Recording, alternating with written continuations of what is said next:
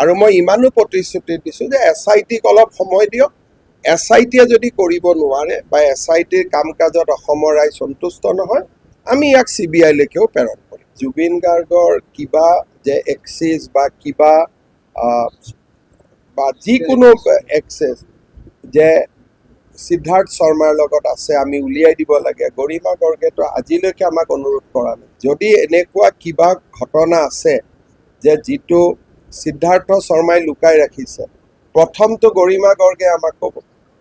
আৰু গৰিমা গাৰ্গৰ লগত কমিশনাৰ পুলিচে সদায় কথা পাতি আছে। গতিকে ফেমিলিৰ ফালৰ পৰা এইবিলাক কথা আমাক আজিলৈকে কোৱা হোৱা নাই। জুবিন গাৰ্গৰ কিবা যে এক্সেছ বা কিবা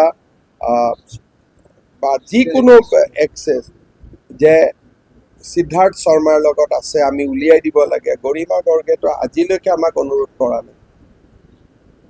কাৰণ মই দেখিছোঁ যে তেওঁলোকে চিনেমাখনৰ কামো আগুৱাই লৈ গৈ আছে। ডেফিনেটলি তেওঁলোকৰ লগতো এক্সেছ থাকিব।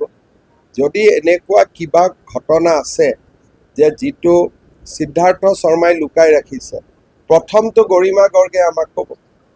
আৰু গৰিমা গাৰ্গৰ লগত কমিশনাৰ পুলিচে সদায় কথা পাতি আছে। গতিকে ফেমিলিৰ ফালৰ পৰা এইবিলাক কথা আমাক আজিলৈকে কোৱা হোৱা নাই। খালি ফেমিলি এটাই কৈছে যে আপোনালোকে আমাক ন্যায় দিয়ে।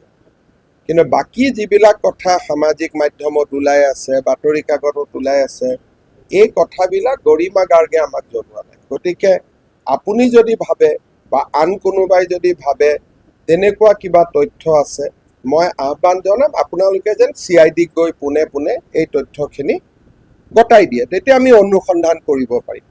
আৰু মই ইমানো প্ৰতিশ্ৰুতি দিছোঁ যে SITক অলপ সময় দিয়ক। SITয়ে যদি কৰিব নোৱাৰে বা SITৰ কাম কাজত অসমৰ ৰাইজ সন্তুষ্ট নহয়, আমি ইয়াক CBIলৈকেও প্ৰেৰণ কৰিম। আৰু আপোনালোকে যদি মোৰ বাইট দেখে, মই সদায় কৈ আহিছিলোঁ যে জুবিন এটা ডাঙৰ সম্পদ।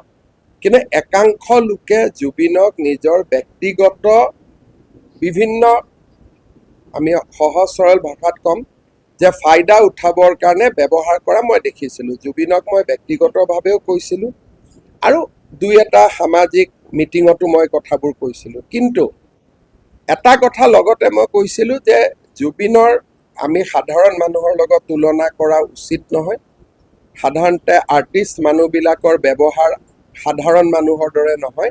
তেওঁলোকৰ চিন্তা ভাৱনা অলপ ওপৰত থাকে, বেলেগ ধৰণে থাকে। আৰু মোৰ জুবিনৰ ওপৰত মই দিয়া কেইবাটাও বক্তব্য তেখেতৰ জীৱিত কালত সামাজিক